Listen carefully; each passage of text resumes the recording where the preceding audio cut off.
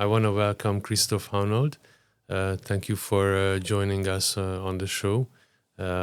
Christophe, would you please introduce yourself to the audience because you wear many hats and what best describes you at the moment? Well, thanks a lot for the invite.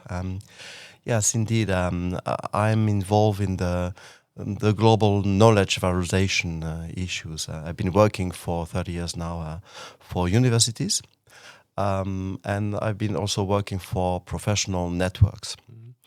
So the main keywords in my day life, I would say, are around innovation based on science, and in particular based on public research. Mm-hmm. Great. So I've been organizing and creating different offices to support this innovation, and that goes through knowledge transfer from public research labs towards existing companies or newly created companies that we call the startups or the spin-off. Mm-hmm. So can we say that research commercialization is also under this umbrella of activities that you are focusing on? That's another word to... Yes, it is really in the scope. Seen from the public research side, commercialization is one option. Okay, because what we are looking at is really, or looking for, is really the impact that we might create on the society. And this impact might be commercial, so we might create economical impact, but also the impact on the society, so social impact, impact on environment, on health, well-being, and this is wider than just commercialization. And this is important because the public researchers sometimes are not so keen on talking about money making business, at least in Europe. I would be very keen to for you to introduce a little bit more about your career. How did you end up in this segment, and what was your journey so far? I'm not sure to give you some conclusions because my career is not ended yet. Yes, so there will be no final conclusions. For sure. So I'm an engineer by training. I'm a chemical engineer, and after my diploma in Toulouse, in France, I started a PhD thesis, always about chemical and process engineering. And after that, when I got my PhD, I went to work in a French embassy in Australia. So that was really interesting. And in the embassy, I was working for the scientific service, and that was about intelligence économique, so information about science, and also the start of the knowledge transfer issues and collaborations between the public sector and private companies. And then when I got back to France, actually I started to work for a university. It was a more technical university, and I was in charge of industrial relationships, so industrial liaison. Okay, and that was to organize collaborations between public researchers and private companies. And then came the issues about the intellectual property, production, and the licensing, and years after we started creating companies. It was not so fashionable at the time. It was, even in France at this time, it was illegal for public researcher to create to have private interests. Wow. So then there was a big change in the law. That was in 2000. And then we began to build supporting ecosystem, and that took years, and this is still ongoing. So I've been based in Toulouse for 30 years, but always working at the European level in this professional association. So I had the occasion to work with colleagues in different countries. And then we created also private tech transfer companies in France with the support of the government. That was in the years 2010, 12. So there were actually this idea, that was the idea of having a private company to make business. Because the assumption was the universities were not able to do so. Okay, so the public sector was not able to talk with private companies. So this company were not affiliated with the universities in terms of ownership, or? They were. The governance was fully public. The money was fully public as well. Okay. And so the shareholders were the local universities in the given region, the state, the French state, and the research organizations. You know, in France we have universities and research institutions. Yeah. And so I created the one for the region around Toulouse, and that was a very interesting experience to manage one of these companies, because the stakes were very different from the universities, even though the shareholders were public research bodies. Would you say that was the impact of that initiative was also that tech transfer as a way of structuring university IP became a leading topic within the academic sector?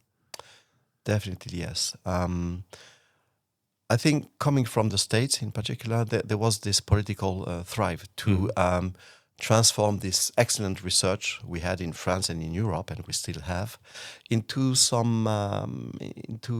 commercial success. Because we've seen that in the States and in other countries, Israel and so on. But in Europe, we always get this challenge. How do we transform our knowledge and our excellent scientists' work into something useful for the society?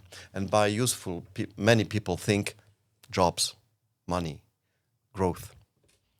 We don't have the time to talk about this hypothesis, but we suppose that innovation leads to growth and growth leads to happiness. I'm not sure of that. Okay. We can get back to that.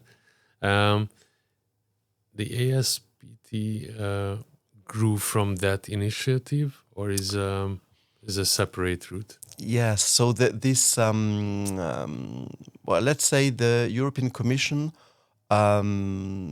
was really interested in all these issues very, very early, and so they supported different projects at the time.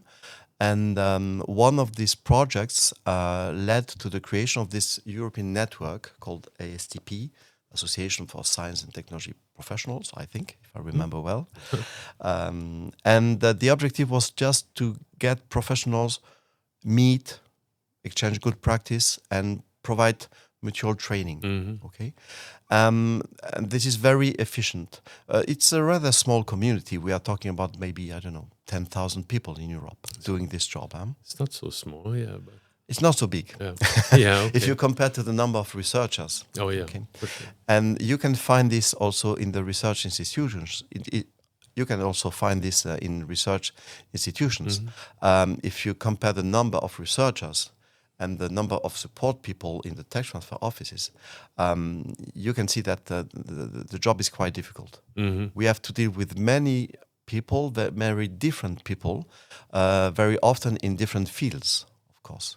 And you know that knowledge transfer might be extremely different if you're talking about IT, about health, about software, about new materials, AI today, quantum, very complicated topics. Yeah. So through this organization and 10,000, I don't know how, it's maybe not the number of members you meant, it's the number of professionals. Yes. For instance, there is a cost to be a member, of course. And for instance, typically in one tech transfer office, maybe 1, 2, 3 people might be members of the ASTP. So I think that we are now about 3,000 people, members of this association. And you acted as president of the organization. So I assume you had access to a great number of different playbooks and blueprints and best practices, and also discovering some of the systematic bottlenecks in that segment. And I'm interested in, before anything, because probably our audience is familiar with tech transfer offices and IP commercialization and university venture capital. So we all have our assumptions, our learnings, but somebody with your experience, what is the one thing that you learned that would surprise even experienced professionals in this sector? it depends on the period you consider, because what is still surprising to me is that the diagnostic is well known. We got many studies, reports are piling, so we know where the challenges are. And after 10, 15, 20 years, we still have not the perfect system. And that might come from cultural aspects, cultural approaches, and that might come also from the very high heterogeneity of the European situation. Yeah. Okay, when you consider different countries or even different regions in the same countries and different institutions, you can see that the way to approach this issue and the solutions might be very diverse. So we know the bottlenecks. Basically, it's a question of motivating the people, public researchers. Why would they care about creating impact on the society? Because it's part of their mission, because they got a personal interest. It can be very intimate reasons why they engage in that, but it's not really an obligation today. So we got to motivate these people, and then we have to organize the support for them to do so, because it's not easy. We know it takes time, it's lengthy, it's risky, and this is not always very good for their career. So we have to find very clever incentives to bring these people on board. One thing that keeps coming back to me in certain discussions is the assumption that all researchers should commercialize their research, which is actually not the case. And I think the overall goal shouldn't be to push everybody to become a businessman and run their own business, but rather to provide the right environment and opportunity for those who have this ambition. Do you agree with this, or you have a different angle to that? You are very right with the fact that the first objective of public researchers is not to do business or to commercialize.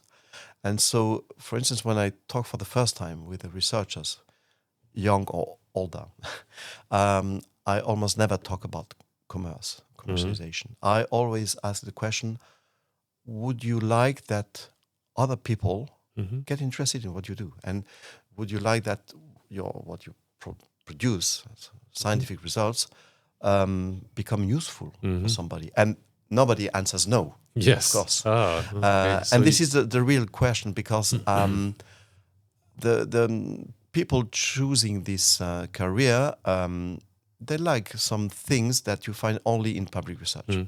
Certain freedom, time to think, and time also to make mistakes. Okay, and so this is exactly what you are not going to find in a company, especially if you're supposed to lead the company, to manage the company. Very different pressures and Very timelines. different, Yes, and this is why also I think there were many fantasies, even in the mouth of certain political people, Ministry for Research, dreaming, and to me would be a nightmare, of having every researcher becoming a businessman. It doesn't make sense. No. So the one of the challenges we have is to find the right teams to organize this transformation of scientific results into something useful for the society. And then once the people agree that we have to do something in order to transfer this knowledge, then we can talk about the right pathways to do so. Some of these pathways involve companies, even new companies. And then we talk about what about creating a new company. It doesn't mean that the researcher will be part of this creation. And in any case, we have to define and to explain what are the potential roles for public researcher into a company. Yeah, and also I really like this approach that we shouldn't take it as a default that the researcher is part of the spin-off. Let the researcher decide Exactly. based on their ambition. Maybe he just wants to license his IP together with the university, maybe.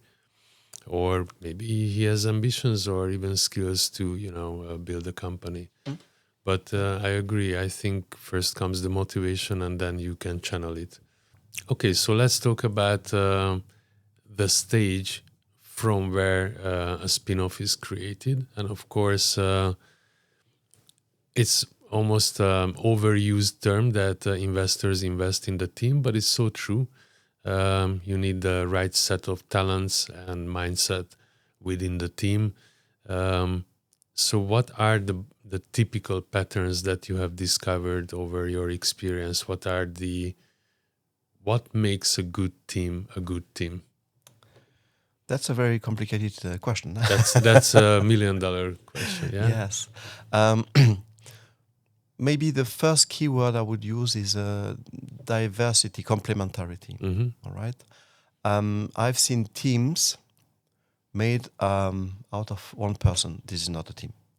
I've seen teams made of several persons from the same lab with the same profile. This is not a team. Mm-hmm. Okay, this is a team, but not a sufficient one. So, as soon as possible, you got to involve these technical and scientific people with other types of profiles, typically with some industrial or business Mm-hmm. or finance experience. And that will help them very soon to understand some of the constraints which are not scientific and technical. Mm-hmm. Right? So this is very important. And this is also important not only for the efficiency of the process, but also to bring confidence and not to leave the persons alone. I think this is the worst. To take, typically we will consider PhD students or young doctors, postdoc, because they are the most likely to engage in the creation of a new company for diverse reasons, maybe motivation, their age, their ambition, and also the fact they are not getting all of them are not getting a permanent position. Mm-hmm. So they will also have maybe to create their position, and that might be exciting for them to do so. But if you leave them alone, most of the time they don't have all the skill necessary to create a company, and this is normal. This was not part of their training, even though many universities now provide awareness raising and trainings, even for PhD students. Mm-hmm. And then they will have to manage very quickly non-technical problems, and they will have to find solutions, and they really need support. We have many advisors, mentors, and sometimes there are too many cooks in the kitchen. And that's also one issue we have. When building a team, you have the core team that might be the founding team for the companies, and you have all the people around. It's very difficult to qualify, to define the good quality of these persons.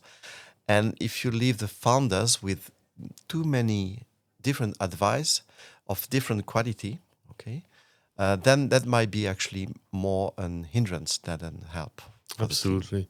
One thing I discovered building a venture studio was, and previously building a consulting firm supporting entrepreneurs or researchers building their startup, was that there is a huge difference between an advice and participation.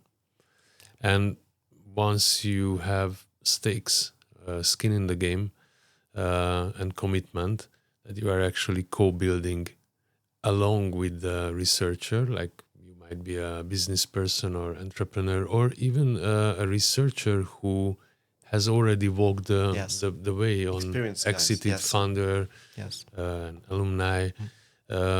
That makes the whole difference. And yes, still you will need advisors for sure, but at least there is somebody in the team who can prioritize and find the right balance between advice and execution, right? Yes. So how do researcher teams attract that kind of talent? Because there is a different cultural and mindset issue. So well, usually they don't. They don't, right? Some of them will really be attractive to other because they have this energy and you trust them and you want to follow them. But this is not the general case. And either they bring along people they know from, friendship, their former own colleagues. network, yeah. Exactly. Or they expect that the ecosystem is going to provide this kind of support. And then they will have to accept it. Yeah, that's the hard part. Yes, that's it. And so it's a question of trust. You have to demonstrate that the people you bring along are skillful. And I like to work with people who tried and failed and succeeded as well. So entrepreneur or people with some industrial experience is very useful, of course. And so we spend time and energy also to convince the researchers that they should not stay alone and they need additional support. And some of the investors actually bring what I call clever money. So they bring money, okay, that's fine. It's their money or money they manage, so they should be involved in the success, of course, but they can also bring their own networks. And that means people with industrial skills, finance again, and so on, and maybe shadow staff. So they can also bring people who could act as an entrepreneur residence or a co-manager for the launching of the company. And to me, this is really precious because experienced people, they can also demonstrate what they are doing and teach at the same time. Somebody lacks experience, very simply. I was going to ask about the entrepreneur in residency programs because sometimes VCs, investors facilitate this, but sometimes universities. I don't know the situation in France. Is it something, are these programs run by universities to attract the business talent, the entrepreneur talent, and match them with the researcher team?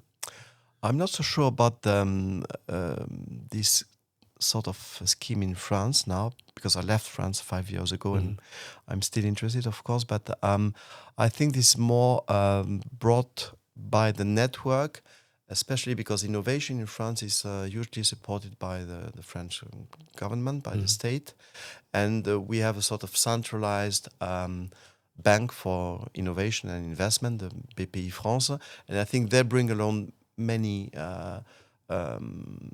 potential entrepreneurs in residence. And these tech transfer accelerating companies I mentioned before can also provide such people. So it's a question of network. And I know that many universities also try to have their own database of potential support resource persons like that. And I know also that sometimes the Ministry of Economy is involved in that in certain countries. Yes, because in many countries, actually, the Ministry for Economy is also providing direct help for companies and newly created companies. For instance, in Luxembourg, the Ministry for Economy has just launched a very generous program for startups, and they can get amount of money, and they are also interested in building this database to attract interesting people. Amazing. Okay, so when we look at the journey, we talked about the considerations of a researcher, whether to commercialize or not. If yes, then the role of tech transfer offices and the actual moment when they spin out and they form a startup or a spin-off, and then forming the team. In my experience, the ability to attract external capital is very strongly tied to the right team. Yes. So, and of course the IP, for sure, that's a given. You need some substance, right? Which is the research. But what are the capital gaps, the system errors, so to say, in your experience in attracting a VC investment, for example? Well, maybe a keyword could be the lack of integration. Before a team can pitch, to attract investors, things must be clarified about the first shareholders agreement, access to IP, the rights, and of course the business plan and all the classical tools. And some ecosystems are really well organized. Where you can find this in UK, the Netherlands, Belgium. I mean, we have many examples like that. And in that cases, you will find situations where the pathway is very clear and integrated. That means that the founder and the founding team knows from the start what will be the steps. Okay, and in the ideal situation, they should know who to talk to, when, and with which presentation. Because you don't pitch the same way for an investor or for a TTO. Sure. Okay, and you have to pitch for a TTO because you have to convince the TTO that you are the right one to create a company who's going to exploit the IP. And the TTO aim is that the exploitation of the IP is the best possible. Sure. So you got to consider the market size, and the capacity for your spin-off to really develop this technology. What we don't like in TTOs is the, shelving technologies. And we have many failures. We know that. So at the end of the day, one of the indicators for the TTO is, have I made the right choice by trusting this founder and trusting the pathway to a spin-off? So when the TTO makes this decision, I'm assuming, but correct me if I'm wrong, my assumption is that usually the situation is not like there are like, I don't know, tens of researcher groups all fighting for the same IP to commercialize, right? It's usually one IP and one team. So, which makes it even a little bit more difficult for the TTO because there is no competition, like healthy competition. It's basically a black and white decision on whether do I believe that this team is gonna execute on maximizing the value of the IP. That's the right. Yes, you're completely right. We don't look for other people than the inventors, basically, or the creators of the IP. The competition would be between going to a spin-off or trying to license this IP directly to existing companies. So this is where the founder has to convince us that the spin-off pathway is the right one, and they are the right ones to create this company. And okay, I would love to pick your brain on the IP utilization on licensing, because again, just my experience, I see universities and even research institutions, even corporations, having thousands of IPs in the fridge. Nothing ever happens to that. The idea is great. We're gonna license it, but there is no interface between the market and the IP stock, right? That should be the TTO. I know this interface should be. But isn't it? How to say? Isn't it asking too much from a TTO? Because I mean, if you have thousands of IP items, it's very. I mean, that's not an easy job actually to license it, right? It might be even more like maybe not more difficult, but the chances of the commercial translate this to a commercial value when you compare licensing to spin-out strategy might not be that more risky after all. So first about the figures, you are a bit optimistic. Okay, the largest research center in Europe, which is the CNRS, the French Center for Research, national one, it's got the portfolio is about maybe 3,000 patents. Okay. So in a normal university, you would talk about dozens. Okay. Hundreds at max. But still, you're right. Most of it is not used for different reasons. Let's talk about failures. This is always interesting to learn from the failures. One situation you might face is that actually it was the IP created was created by PhD student, for instance. The student leaves the university, no one is interested. Okay, because it was not really in the heart of the lab activities or scope. And so it's very difficult to valorize something without the original inventors, because Correct. we are most of the time very early stage. We are supposed to be innovative. Innovative is new plus the market, new. So we are supposed to invent something really new. So the market is not there. The product is not a product. You still have to convince many people to develop that. And without the initial creators, it's very difficult. So that's one of the reasons. There are several other reasons. You got a wonderful solution, wonderful answer, but there is no problem. Okay? Or it's too late, or too early, or too expensive, or okay. You got standards issues, you got regulations issues. So there are many, many reasons why what seems to be interesting cannot be used. All right? And in the cases where it's possible to be used, that means that the TTO has identified potential users, end users and intermediaries. All right? So almost like, not almost, but exactly, the TTO is acting as almost like on behalf of the, if you may, on the IP, or the IP, like as if owning the IP, like, Yes. right? Yes. So like already doing preliminary research on potential commercialization pathways, right? Yes. I can give you a very, very quickly example. In some universities, you might have an IP committee, all right?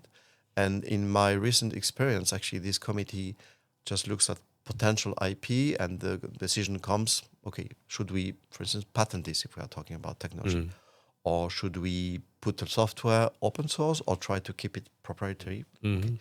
And to answer to these questions, very, very soon you have to ask, okay, who would be interested in using that? Who would be interested in using that? And that means a first market approach, a first market understanding. Is there a market? What are the segments? And if you don't go this way, then you might actually patent anything. Might be good for indicators, but it doesn't make sense. Yeah. So going back to the sometime the misalignment or misconnection or disconnection between capital and spin-offs. I mean, there are thousands of articles about that, but what I'm interested is in your experience. What you have witnessed are the key bottlenecks or causes of this disconnection. Why a spin-off is in a difficult situation in attracting venture capital investment? There are, as you know, of course, several steps. So the first step is before incorporation, and the difficulty for the funders to attract the first money, apart from the friends and family. And what I see is that they usually meet the wrong persons, talking to not the appropriate kind of investor, or talking to the right persons, but with a very bad pitch. And so it's always interesting to listen from the investors, from the VCs or business angels, for instance, why they consider this project is not investable. So why it's not attractive to them. Okay? And most of the reasons are linked to the maturity. And so we spend really time and energy to explain to the potential founders how to pitch. And it's not only about the right format, it's about the content. Yeah. So at each step before incorporation, and then for the first raising and then upscaling and everything, of course you have to adapt and to be very clear about what you are looking for, what you can propose and what you're looking for. I was recently with a potential company, and they were discussing already with big industrial stakeholders, really big ones, international ones. And they were not able to provide the first demonstration. I mean, they just kill themselves by making promising. And industrial people, they don't have time for that. I mean, they do that once and done. then that's that. Yes. Yeah. So it's very difficult sometimes to explain to the people that they have really to have their own due diligence about what potential investors they are going to talk to and what for. What for. So I can totally relate to that. I was involved in building 3 venture capital firms, and with that experience, I try to give back to the founders, and what I call this investment readiness is it doesn't matter what you as a founder think about this. The only thing that matters is what the investor thinks, because eventually it's a transactional thing at the beginning, for sure. So, and it's usually very different. Like founders naturally have ideas about what might be attractive about their startup, and usually they get it wrong, or they miss out very important things. For example, maybe it's too early for me to talk to Sequoia or Andreessen Horowitz. First, I need the tech transfer office. I need a pre-seed investment, and then getting stronger and stronger. And it's interesting to note that during the first contacts we have with the potential founders, we talk about IP, because, as you said before, the TTOs are managing the public research IP portfolios. And so when talking about licensing, I consider the real licensing negotiation must be based on the business plan. We all know the business plan is wrong. We all know it won't happen this way, but this is a basis. And what I try to do with my own researchers is to say, okay, we're going to sit on the same side of the table. This is not a real negotiation. We have to find the right conditions acceptable for the future investors and for your company, and also reasonable for the university, because we have to share the value. The main objective of a university is not to make money with IP. It's to create impact. Exactly. But for balance reasons and also for legal reasons, we cannot give the IP away, because it was paid by the taxpayer, basically. So we get to find this balance, and in some ecosystems, some advisors and some founders don't get it this way. So they try actually to fight against the university from the start, which is really counterproductive, of course. And how about the IP strategies? So a common thing we have all seen is that the university is making it very difficult, if not impossible, for investors to invest in a spin-off, because they want to hold on to a large equity stake within the startup in exchange for the contributing with the IP. I just recently read some statistics around that. Best practices, new initiative. I think there are very good initiatives. By the way, in the Benelux. So now we are in Luxembourg, but in the Benelux there are good ones. In Denmark as well, and some other ecosystems. But the majority of universities still seems to be fine with taking 20% or even more. No, I don't think so. Really. Yeah, I've seen that. Many of them? Yeah, I think it doesn't work. That was the start of a huge dispute in the UK, and they changed their mind. Yeah, so now it's changing, but only I think in the last couple of years. Yeah, and then I think the average threshold is now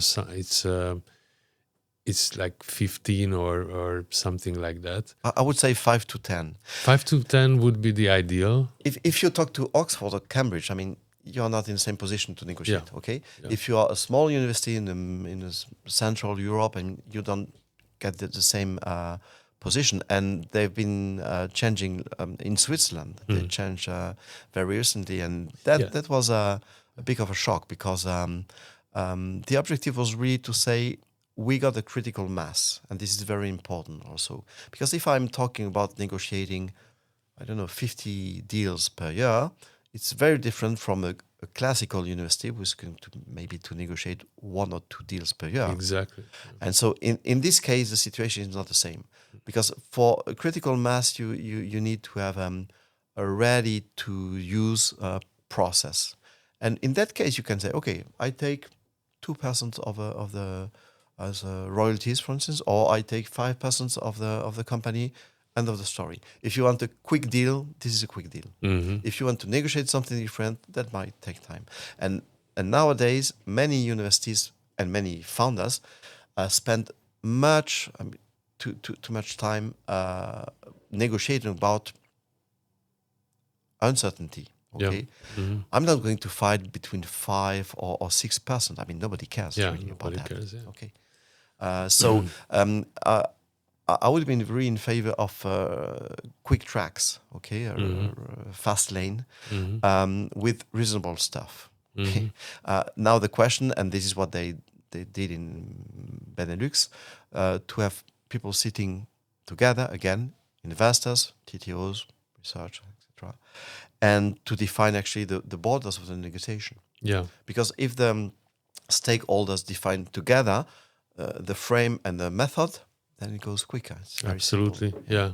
This is what they did in Denmark as well, pulling all the ecosystem players together at one table, and then for several months. So it was not a quick one, but they were committed, and for I think 4 or 5 months they've been negotiating, coming up eventually with a framework that is both acceptable on the academic and on the market or investment part. Just recently, I met with some tech transfer offices in my region, and now it's quite a new thing in Central Eastern Europe, but not very new, but still relatively new. And so naturally, these players are looking for best practices. Yes.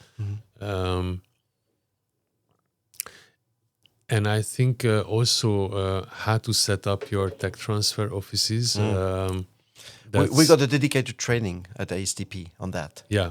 How to build a TTO. Yeah. So that's maybe if you could highlight some of the top, I don't know, key learning points, like topics of that training, because that's for sure it's interesting. I know it's super complex, but what are the top 3-5 things you have to get right as a tech transfer office in order to have a healthy framework? So maybe first I can give you some insights about the global ASTP training offer for existing TTOs and newly created TTOs. And one of the training is we call it Oyster, because it's how to organize your tech transfer. The main points to me are related to the political willingness of the institution. Because if you create a TTO, if you choose to develop this activity, that should come from the management and directly from the board. There should be a strategy. Okay, creating such an office is part of a strategy linked to IP protection and linked to the impact you want to create. Again, IP is only a tool. A TTO is only a tool. The question is, why do I need this tool? So when you create a new tech transfer, the first thing is to really understand and to align with the institution or the region or the nation or the country strategy for innovation, basically. This is the first point. Because your indicators and your resources will depend on that. And so when you create such an office, that will be an issue to get to researchers. Because you bring rules, you bring constraints, you bring opportunities, of course, but you will be seen as a new constraint by the researchers. Okay, so you need the full support of your management, and you need the full support of the research labs management. Okay, this is the first point. The second point is, of course, the resources. So define objectives, your KPIs, and then the resources. You are not going to deal same way in a big technological university or in a small humanities universities. The goals will be different by definition. So this is the second point. Yeah. And I guess if the goals are different and the setup is different, that requires a different tech transfer office team. Like some of them skills. will be, I'm just guessing, but some of them might be a bit more, not in a negative way, but more administrative. Yes. Some of them, like talking about IPs and licensing or patenting, but some of them should be required to be more open for entrepreneurship or commercialization or involving external capital, right? This is a very important point. It's by definition an internal administrative office. The question is, what is the image you want to create around this? Is that just a compliance office? Are you just managing the IP, or will you be a strategic tool for the university and for the researchers and support actually to do things and to create some activity, energy, and so this motivation to do something exciting, not only reminding the rules and being with a legal approach and a risk approach. It should be really organized around the opportunity, and this is a political choice. We have some figures with the ASTP network. We can see that most of the TTOs consider themselves too small. Most of them. You will never find a TTO saying, "Yeah, I'm fine." We are more than enough to do all the job, because these are complicated jobs with many aspects, as you said. It can be IP management, it can be understanding of the market, it can be promoting entrepreneurship, providing training, providing advice, embedding students. So it's very wide, and so you got also to fix your priorities, and you cannot do everything from the start. You got to think also of the evolution, and in some countries you have financial support to do so, in addition to the normal university budget. Okay. For instance, in Luxembourg, the National Fund for Research had a very interesting scheme for research bodies, for research organizations, including the university, and that allowed actually us to recruit people. And I was recruited in the university to create a central tech transfer office, and I applied for this funding. So it's competitive funding, and this is a very good occasion to describe what you intend to do. And then they decided to fund this project, and I got my first colleagues this way. Okay. And so some of the tech transfer offices, again, I'm just guessing, but I think maybe a better way to say it, are there tech transfer offices that are not tied to one particular university, but rather covering a region? Yes. Can you explain that working model? It's based on two assumptions. The first one is the critical mass again, because if your pipe is too small, you get no occasion to attract the right people with the right skills. You cannot train your people with real cases, so you can send them away to be trained, but it's very different. And besides, you won't get all the resources to get a complete team. Complete team is about IP, legal, communications, marketing, science, finance, and 6 people. And many TTOs are just 2 or 3 people. Yeah. Okay. So the first assumption was that mutualizations would allow to create more complete teams, and this is what happened with these tech transfer companies in France. We created actually 1 per region, basically, and of course 3 in Paris, because Paris is Paris. But Paris is not France, So one tech transfer company per region. That means around, that's several thousand of researchers. And there you can get a reasonable pipe, and you get a complete team able to provide all kind of services.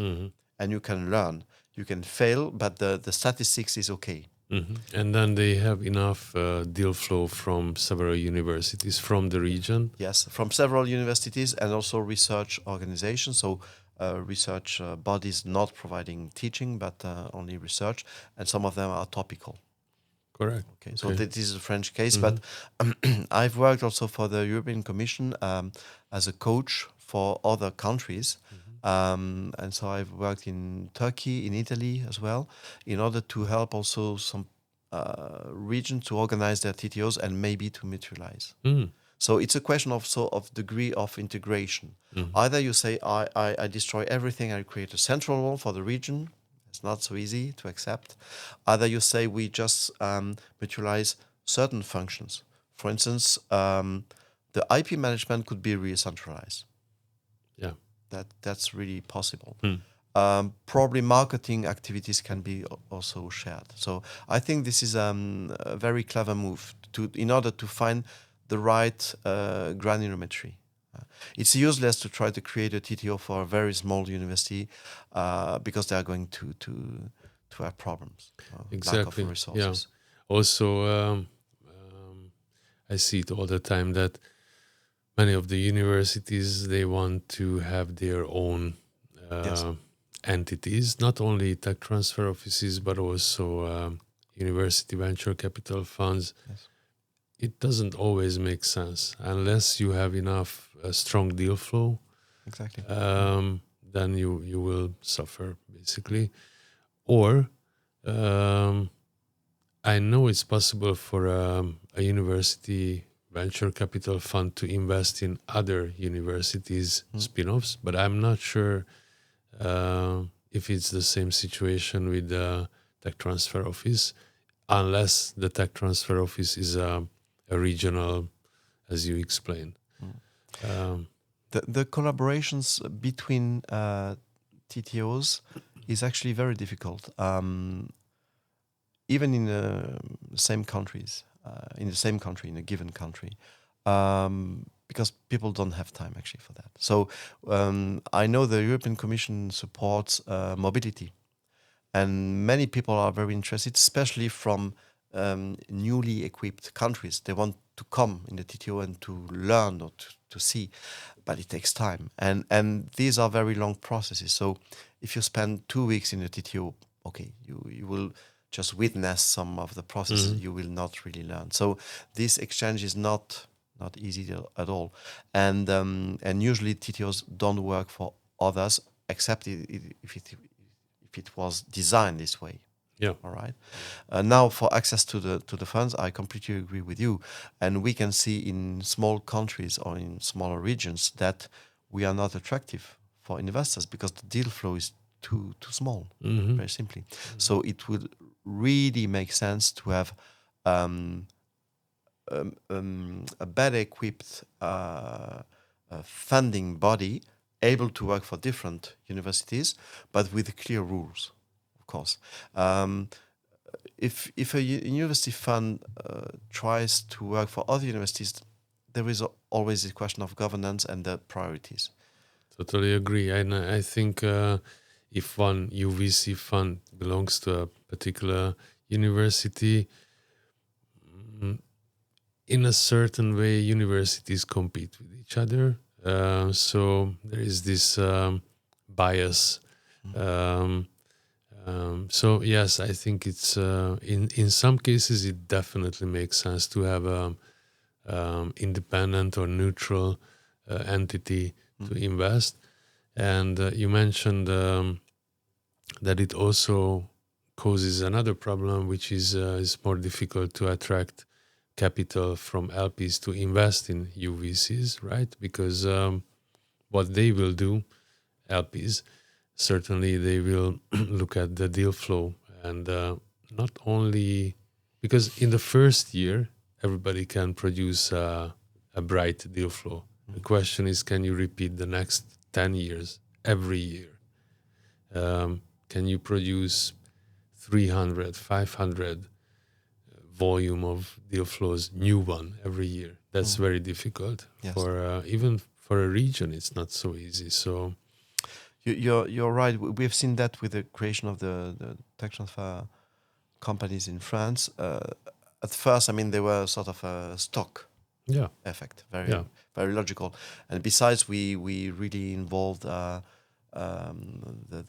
researchers, and we motivated them. There was a lot of promotion, so the curve went this way, and then down. Of course. We see now some university funds coming to universities not equipped with such funds, and they offer to be part of. I'm not sure that works so well.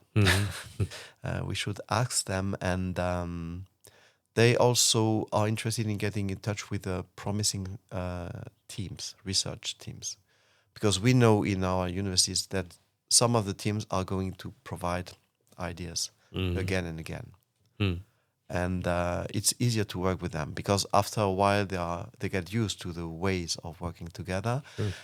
Trust has been built, and we can accept the idea of failures because everybody knows that it's not on one party's fault if there's a failure. And people start to understand how it works and what are the many reasons for failure, and that's fine to fail. If you come back with new ideas, and then it's perfect. One day, yes. So taking it one level higher, like attracting capital as a researcher for your project, and then a spin-off from tech transfer office, or even before for a proof of concept fund, and then as a spin-off from a VC, and then a UVC from LPs. Recently, we have had many discussions with various LPs, how they are looking at UVC as an asset class. Because venture capital is, of course, an asset class, but UVC is not so well defined.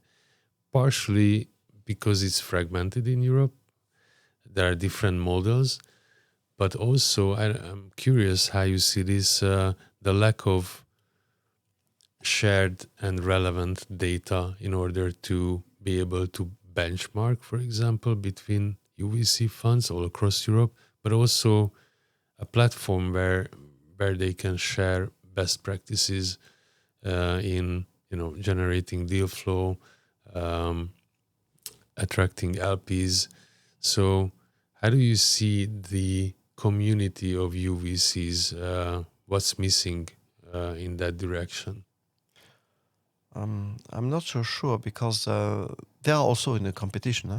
Yeah. So sharing data with the competition is not so easy. I'm not sure I can answer your question. I guess public bodies can organize a sort of benchmark in a way. And for instance, the European Commission tries to share this good practice. And for instance, in the knowledge valorization platform, there are some good practice linked to the relation with investment, and but I'm not sure they put some confidential data on that. And I'm not sure what sort of data you talk about, because you got data from, I don't know, D-Room or this sort of things, but you're more talking about the way the funds choose their projects, choose to invest. So yeah, I think there are many aspects to that. One is the obvious one, the entry point, like as a UVC, you have the carrot, basically, when talking to a university. Like, you can explain, if only you fixed your IP strategy, your spin-offs would be more attractive to me, right? But you already have an incentive. So I think sharing what worked in that sense would be also helping the deal flow, and also helping a little bit the university to be more successful if they want to commercialize. So that's around policy, let's say. Not on a European level, but local level, like IP policy, stakeholders, or different licensing or royalty models, what worked, what not. The second one is, I think, more on on the actual model, like, are you covering a region, a domain, a topic? Like, are you medtech or defense or I don't know, AI, whatever it is, or a combination of those? Like, I'm investing in university spin-offs that do anything with agentic AI in France. So that's like, and I think by working together, they would be able to benefit from, sometimes they could share deal flow. Some of them already do it, so don't misunderstand. I think the good ones are already, they are in strong collaboration with each other, but it's not like a common thing. It's more like, I don't know, it's more, it happens by chance almost, not like, it's not a system. So, and that I think translates also to attracting LPs, because LPs, either they have a strong connection to a certain region, then they will invest there. That's good. We need those. But they are not, it's hard for them to define the asset class and then make educated decisions, right? Any experience on that side, or it's not your focus area? No, the only feeling I have is that I quite like the specialized actors, stakeholders. For instance, topical. I get the impression when this sort of partner talk to our researchers, the understanding is better. Yeah. Because they have the same keywords and some understanding on the situation. And even the use of IPs can be very topical. I will just take one example. We have some experience in the building industry, okay? And I realized, because I was not familiar with this industry before, that in that case, well, patents, that's fine. But the main thing is regulations, standards. Yeah. So if you, then we talk about essential patents, SEP, okay, the standard essential patent. So it's a very different approach. And if on the TTO side, if you just focus on IP and patents, that you might miss the point, completely miss the point. And besides, the timeline are very long. So sometimes if a standard takes 15 years to be organized, I mean, what do you do with 5-year patents remaining? Yeah. Exactly. So this is the main thing I would say. So I like to talk with people who know really well one segment. Yes. Yeah. And it's probably easier to convince them. But then I would be very happy if when presenting a potential project to a fund, the answer would be, oh, that's a good project, not for us, but exactly, this is where you can go. Exactly. Or we work together, or we got a different branch. Okay? Exactly. Yeah. And also, I mean, if there are domain-specific investors, as you say, they are more familiar with one particular topic, and therefore, if their due diligence results in a positive reinforcement, a decision like, yes, your solution is valid, then that in itself can attract co-investments, because then they can become a lead investor, or taking all the responsibility of validating, and then that can attract market-based co-investors. Actually, just today we had a discussion with an institutional LP which connects to this topic, and one of the problems that the European Union is trying to solve is late-stage deep tech investments leaving Europe. Why? Because they can easier attract capital from the US, maybe Series B and onwards, so very late stage, very mature. But how do you see that? What are the incentives, or what keeps funders in Europe? The question of finding the right funds is a real one.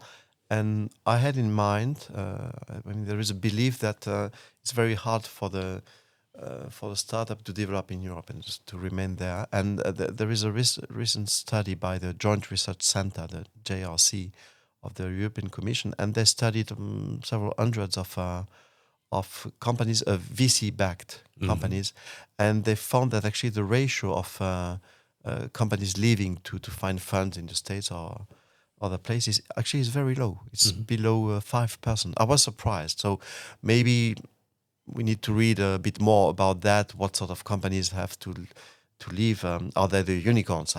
Are they the best ones leaving? But I was surprised because the general idea we got, the feeling is that people have to flee away to find funds, and I think this is not true. But then again, it's a question of visibility and trust. If I trust in my ecosystem, I'm going to create my company here, and my plan can be I want to stay here. Yeah. So then, what's the choice? There are hundreds of investors. It's very difficult. The creators, they also have to make their own due diligence. And it's very strange to hear people saying, "Oh, the VC, they act this way or that way." I mean, which VCs? There are very, very different ones. Yeah. So a clarity of the offer also from the funding might be very useful for the funders. Yeah. Yeah.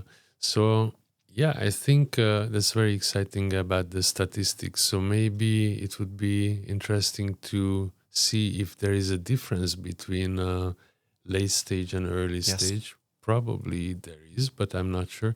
And also, as a next study, sending my love to GRC from here, maybe to go deeper into the cases that actually left. Yes. So why? What is the real reason there? What really happened? Is there anything to learn from that? Because that might not be representative to the whole data set. So I'm not sure. But these are super interesting parts. Christophe, thank you for joining me today for the conversation. Thanks to you.